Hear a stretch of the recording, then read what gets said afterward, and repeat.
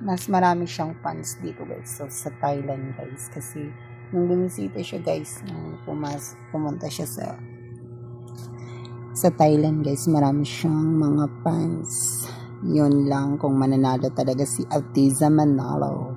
So, ilalaban natin ang Pilipinas sa ating bansa. So, proud po tayo mga Pilipino na maging karangalan ng ating bansa ang Miss Universe 2025. So, dapat siya na ulit manalo para masungkit niya ulit ang crown moment ng Miss Universe Philippines. Charot.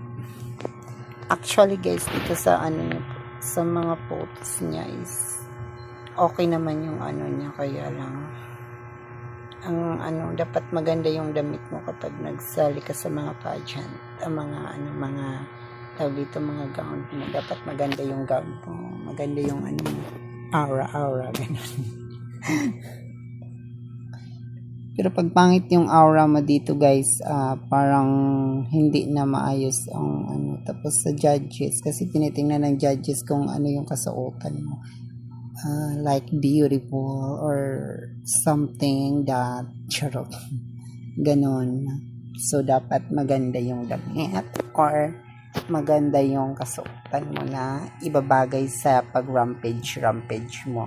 So, dito sa lookalike ni Atiza Manalo, she is a very, very beautiful. No? So, sa voting kasi panalo talaga siya, no?